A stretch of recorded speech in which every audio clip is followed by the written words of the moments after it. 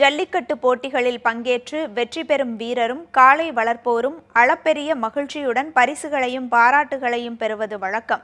ஆனால் ஜல்லிக்கட்டில் வென்ற வீரருக்கு கோவில் கட்டியும் பல பரிசுகளை பெற்ற காளைகளுக்கு மணிமண்டபம் அமைத்தும் மதுரை மாவட்டத்தில் உள்ள இருவேறு கிராம மக்கள் வழிபட்டு வருகின்றனர். இது பற்றி விளக்குகிறது இந்த செய்தி தொகுப்பு.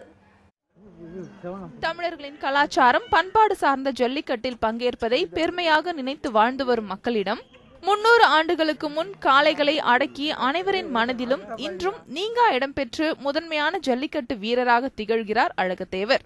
மதுரை மாவட்டம் சொரிக்காம்பட்டி கிராமத்தைச் சேர்ந்த இவர் காளைகளை அடக்குவதில் கைதேர்ந்தவராக விளங்கினார். இவர் போட்டியில் பங்கேற்கிறார் என்று தெரிந்தாலே காளையின் உரிமையாளர்களுக்கு சற்று கலக்கம் ஏற்படுமா?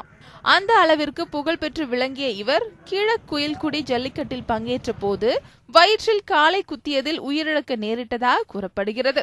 அவரது விருப்பப்படி 70 ஆண்டுகளுக்கு முன்பு அழகத்தேவரின் சிலையை காளையுடன் வடித்து சொரிக்காம்பட்டியில் கோவில் கட்டி வழிபட்டு வருகின்றனர் கிராம மக்கள். பேருந்துகள் வருவதே மிகவும் சிரமமான இந்த கிராமம் இந்த மாடுபிடி வீரரால் உலகெங்கும் தெரிந்துள்ளதை நினைத்து பெருமைப்படுகின்றனர் இக்கிராம மக்கள்.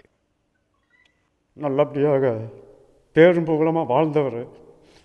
அவர் எங்கே போனாலும் வெற்றியோடு தான் வருவார். வீர விளையாட்டுக்கு போய் அவர் ஒரு இடத்துல போய் நல்லபடியாக இவன்ற இப்படி ஊராக பேர் வாங்கி இது பண்ணுறான்னு சொல்லி சில இடத்துல மோசடி பண்ணி அவர் இதானதில் ஒரு காலமாயிட்டார். ஜல்லிக்கட்டில் சிறந்து விளங்கிய வீரருக்கு கோவில் கட்டி வழிபடுவது போலவே ஜல்லிக்கட்டு காளைக்கு மணிமண்டபம் அமைத்து வழிபடும் நிகழ்ச்சியான சம்பவம் மதுரை மாவட்டம் பொதுக்கம்பட்டி கிராமத்தில் நடக்கிறது.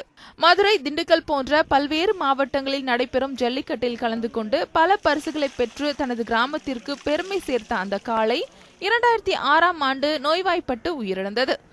அந்த காளைக்கு மணிமண்டபம் அமைத்துள்ள கிராம மக்கள் அதன் நினைவு நாளின் போது ஆண்டுதோறும் காளையின் நினைவாக அன்னதானமும் செய்து வருகின்றனர். இந்த ஊரில் சின்ன சிறியவர் முதல் பெரியவர் யாரும் குத்தம் கிடையாது. பல ஊருக்கு ஜல்லிக்கட்டு போயிருக்கோம். திருச்சி மாவட்டம், புதுக்கோட்டை மாவட்டம், தஞ்சாவூர் மாவட்டம், இப்படி பல ஊருக்கு போயிருக்கோம். பல ஊர் டிவி, கிரைண்டு, மிக்சி, குத்துவலுக்கு பல பரிசில் வாங்கியிருக்கு. இந்த ஊருக்கு நல்ல பெருமை சேர்த்து இருக்குது. மாடு வயசாகி இறந்துருச்சு. இறந்த உடனே அதை இந்த ஊருக்கு கோயிலுக்கு முன்னாடி போச்சு, கிராமத்தில் போச்சு. அதுக்கு வர்றதோ நாங்கள் பொங்கல் வைத்து அதை ஒரு 1000 பேர் 1500 பேருக்கு அன்னதானம் போட்டு அதை நாங்கள் தெய்வமாக கொண்டாடி இருக்கோம். ஜல்லிக்கட்டு வீரருக்கும் தங்கள் வீட்டு பிள்ளையைப் போல வளர்த்த காளைக்கும் மரியாதை செய்யும் விதமாக இந்த இரு கோவில்கள் மட்டுமல்லாது பல கிராமங்கள் இது போன்ற மணிமண்டபங்கள் கட்டும் முயற்சியை மேற்கொண்டு வருகின்றன. இது போன்ற செயல் தமிழர்களின் வீரம் மறக்கப்படாமல் வரும் தலைமுறையினருக்கு நினைவுபடுத்தும் வகையில் நிச்சயம் அமையும். பண்பாடு கலாச்சாரத்துடன் ஒன்றை பிணைந்த ஜல்லிக்கட்டு தமிழர்களின் வீர விளையாட்டு என்பதை அடையாளப்படுத்தும் விதமாக ஜல்லிக்கட்டில் பங்கேற்ற வீரருக்காக கட்டப்பட்ட கோவிலும் ஜல்லிக்கட்டில் பங்கேற்ற காளைகளுக்காக அமைக்கப்பட்டுள்ள இந்த மணிமண்டபமும் கம்பீரத்துடன் பறைசாற்றி வருகின்றன. ஒளிப்பதிவாளர் அருணுடன் ஜான்சி மலாஸ்ரீ, நியூஸ் 7 தமிழ், பொந்துகம்பட்டி.